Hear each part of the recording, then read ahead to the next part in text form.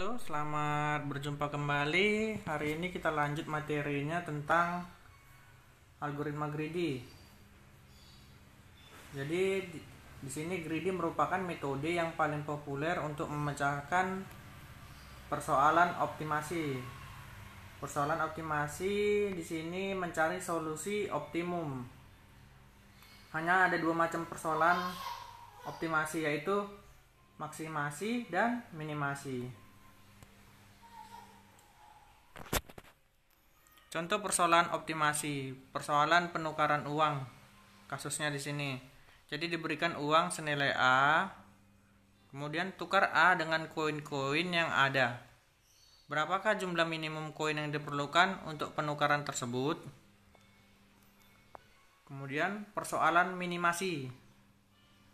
Contohnya sebagai berikut. Telah tersedia banyak koin. Di sini koinnya ada 4 jenis. Koin 1, 5, 10, dan 25. Kemudian uang senilai A sama dengan 32 dapat ditukar dengan banyaknya cara sebagai berikut. Jadi jumlah uang 32-nya itu ditukar dengan banyak cara, misalnya dengan koin 1. Koin 1 sebanyak 32 buah. Yang ini 1 ditambah 1 sampai 32. Kemudian menggunakan koin 5.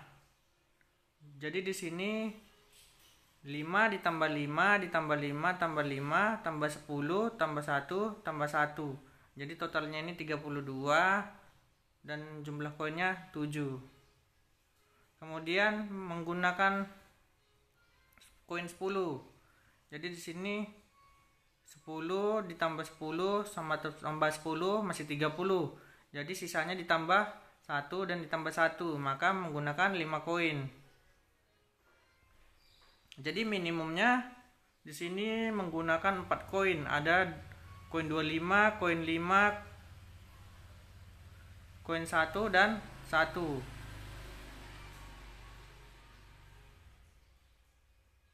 Greedy sama dengan artinya rakus atau tamak atau loba. Jadi prinsip greedy yaitu take away you can get no. Algoritma greedy membentuk solusi langkah per langkah.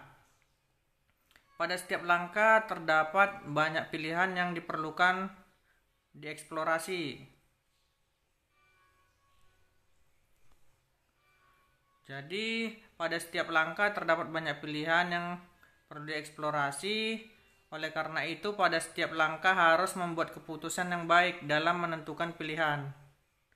Pada setiap langkah kita membuat pilihan optimum lokal dengan harapan bahwa langkah sisanya mengarahkan ke solusi optimum global.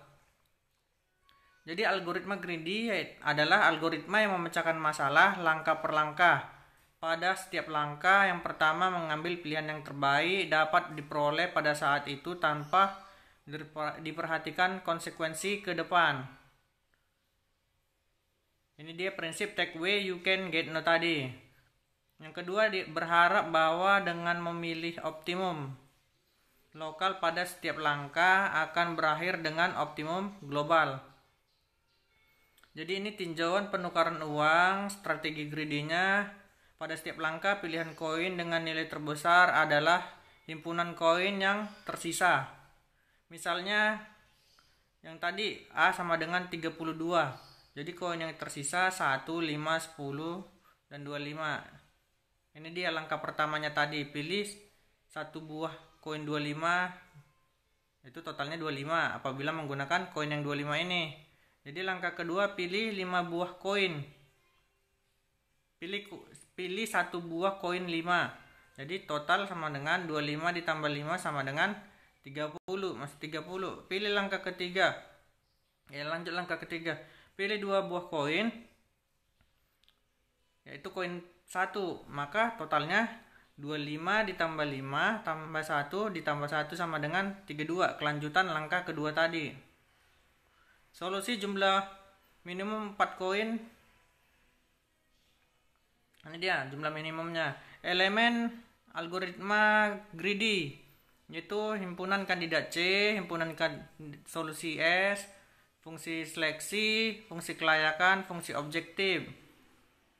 Kemudian pada masalah penukaran nanti di sini ada himpunan kandidat, himpunan koin yang mempresentasikan nilai 1, 10, 5, 10, 25. Paling sedikit mengandung satu koin untuk setiap nilai. Yang kedua, himpunan solusi, total nilai koin yang dapat dipilih sama jumlahnya dengan nilai uang yang ditukar. Kemudian fungsi seleksi, pilihlah koin yang bernilai tertinggi dari himpunan kandidat yang tersisa. Kemudian fungsi layak, memeriksa apakah nilai total dari himpunan koin yang dipilih tidak melebihi jumlah uang yang harus dibayar. Fungsi objektif, jumlah koin yang digunakan minimum. Kemudian ini dia untuk functionnya, ini deklarasinya, ini algoritmnya. Kita lanjut. Jadi di sini warning, perhatian, optimum global belum tentu merupakan solusi optimum terbaik, tetapi suboptimum atau pseudo-optimum. Alasannya karena yang pertama, algoritma greedy tidak beroperasi secara menyeluruh terhadap sebuah alternatif solusi. Kemudian yang kedua, terhadap beberapa fungsi seleksi yang berbeda, sehingga kita harus memilih fungsi yang tepat jika ingin algoritma menghasilkan solusi optimal. Jadi sini ada contohnya juga, nanti kalian baca contoh yang keduanya.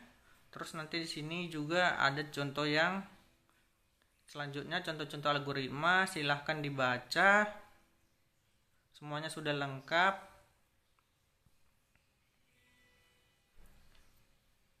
Oke, sampai berjumpa kembali di pertemuan selanjutnya. Nanti di pertemuan ke-7 kita lanjut tentang algoritma greedy juga. Oke, sekian dan terima kasih.